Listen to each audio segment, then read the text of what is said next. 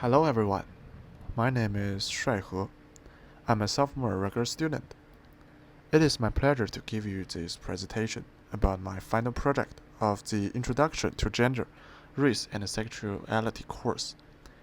As a Chinese student, I will tell you about the current phenomenon of masculinities and body prejudice in weighted bodies in China based on my own experience and interest. I will give 3 examples for different aspects to illustrate China's current problems and challenges. So before we start, there are some important background introductions I need to mention. This will help understanding the whole presentation. Masculinities is one of my main topic, meaning qualities or attributes regarded as characteristic of men. This generally refers to the social and personal definition of man. For example, for masculinities, what does it mean to be a good man in society? The answer is that men need justice, moral goodness, strength, and protection. Likewise, what does it mean to be a real man? The answer is show no emotion, no crying, be dominant, and bring money. This amount to giving a man a definition, both society and within the family. Also, Michael Kimmel also argued that masculinity is a constantly changing collection of meanings that we construct through our relationship with ourselves, with each other, and with our world. So for the interpretation of weighted bodies, the docile body is a key point, which means bodies whose forces and energies are habituated to external regulation, subjection, transformation, and improvement. And these 2 points are also the key points that I will focus on my whole presentation. So let's move out. Firstly, I will analyze from a historical point of view, like why China has serious masculinities and body size bias. So the history of the United States, learning our lecture, is similar to the China. In the 1860s, William Benton created the Benton diet, like a protein-heavy diet which became widely popular. It is considered fatness to be a physical disability at that time. In China's history, especially in the 1990s, people were also controlling their diet, and many weight loss products were born at that time. These products are very popular in Shanghai, Beijing, and other cities. Although they are harmful to the human's body, but people still choose them. In between 1890 and 1920s, America's image of the ideal body completely changed from one of healthful plumpness to one where fatness become associated with laziness. And in China, from 1990 to until now, has always had this idea. Like fatness means laziness, which is a long-standing stereotype in China. In this case, I choose 2 examples in Chinese history. These 2 examples that demonstrate the situation more clearly. The first one is in 2011. There's an application in China named Taobao, which is the Chinese version of Amazon. You can see the picture. This fake muscle suit is sold in large numbers in Taobao. And various videos and photos of wearing the suit are circulating on social media. The reason is that the men want to have their muscles look strong enough to protect others, to purpose the theoretical real man. The second example is, you can see the picture. It's happened to a woman on July 16, 2020. To make herself thinner, she unfortunately passed away at the age of 33 after 3 liposuction operations.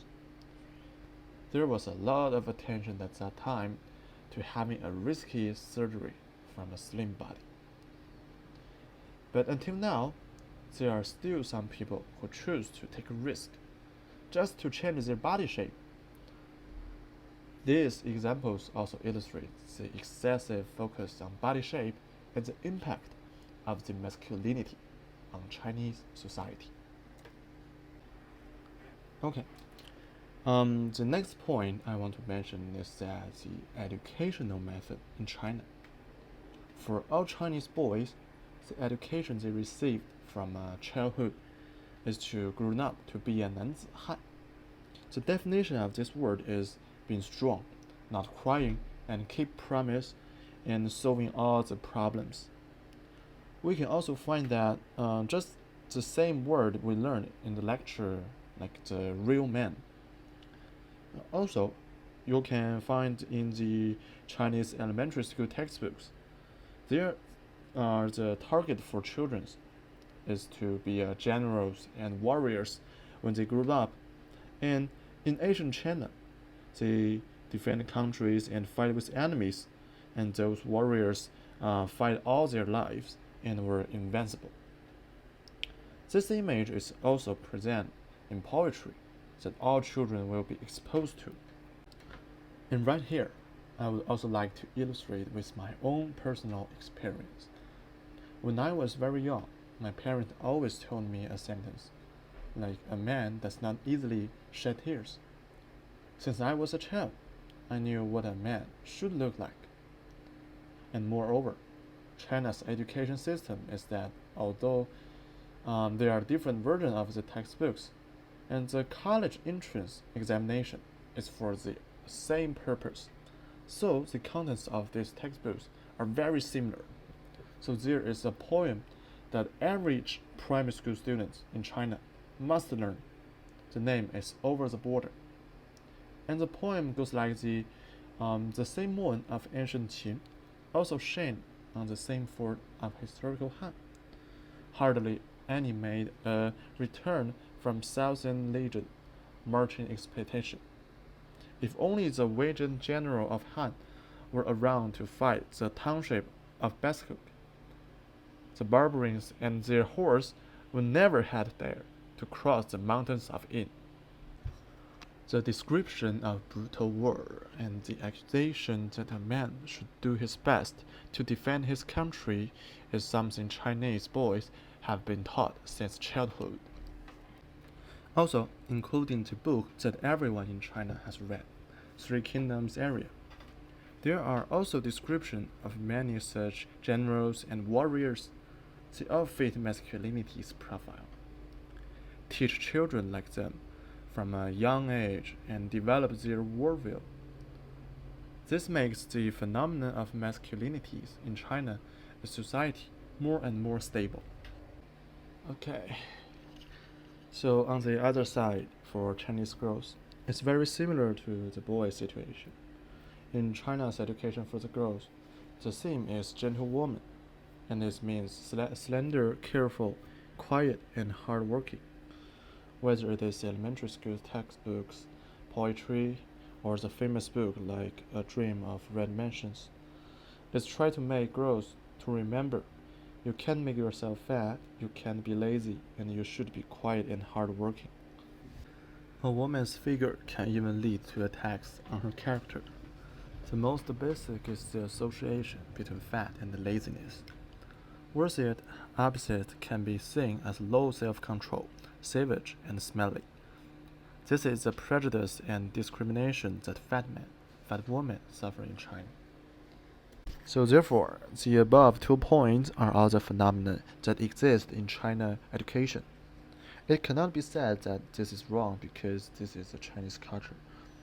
However, such an educational method eventually leads to a bad feeling about their body shape and prejudice against other people. There are also masculinities that is common to men. Okay. So for the third point, I will illustrate it from an art form, like film culture. In this part, I will use the 3 most watched movies in China. So first of all, their themes are war and the protection of the country and the people. I was curious about the movie's character settings and cast selection. After I investigated the main actors in these films, I found this fact. So I got all the main characters from all the three films, and I compared their statures and appearance. These are the pictures of these actors. Look at those pictures. You can find out that all the male actors are either handsome or strong, and all the conditions fully meet the definition of the real man. And the female characters are all slender as well. I feel curious about that, and I investigate two more comedy movies. So, while the researching comedy, I find the most popular comedy among Chinese audience. The name is Hai Mao. Four of the leading actors are all overweight. I thought such data might be inaccurate, so I served the top 5 movies on the comedy charts. Surprisingly, every shows that at least one slightly overweight actor in it. So I have found that these are slightly fat actors that I rarely see in the normal films projects. They have one thing in common, is they all play comedy roles. This made me realize that this deep-rooted secret requirement for body shape in China is very strong. An actress' body shape can even change the range of the roles she can play. The film culture is a very important way of the cultural output of a country. The choice of characters in a movie can have a big impact on the audience. And such potential masculinity and prejudice against the body shape have affected the entire Chinese film industry and the entire Chinese society. It is found from the movie list that the body requirement of actor will directly affect their role choices. What about other occupations? In other industries, will fat women and men who don't have the true man body are affected? These problems are faced by China. When the actors on film and television works are getting similar and more beautiful, male characters are getting stronger and more muscular. This will bring a higher standard on the whole society. Women should be thin, otherwise no one will like you. Men have to be strong, otherwise they are weak or not allowed. Such a situation does exist in China right now. Due to the influence of various film and the internet, masculinity and body size requirement have raised China's measurement standards to a high level. This has led to this phenomenon in China become more and more serious, and has brought a great impact on the public. For this serious phenomenon, it is not easy to improve. For this serious phenomenon, it's not only due to the aforementioned highlights, the influence of the education and the history, but also the inaction of Chinese society and the unrestricted spread of the culture. So, the last part is to summarize my point of view of this presentation. The current phenomenon in China is that there is prejudice about body shape, people's wrong understanding and response to body weight, and men will pursue false masculinities. The reason for this is because the history of China is very similar to that of the United States. They have the similar practice and movement very early on. Secondly, what Chinese education teaches children will affect their views on these 2 points when they grow up. This leads to a gradual shift of the environment of the entire society. The third is that many Chinese cultural output methods have great problems. This leads to a standard deviation of the whole society too. So I think the current masculinity and prejudice against the body shape in China are deeply ingrained. It is very difficult to resolve and improve. This is not only due to the history of China, but also the education that has become a part of the national system, and for other aspects of life, such as film culture. And after studying this class, I learned a lot. Thank you all for your effort, and hope that China will have a better future. So here is my reference list. Thank you for your time and thank you for listening.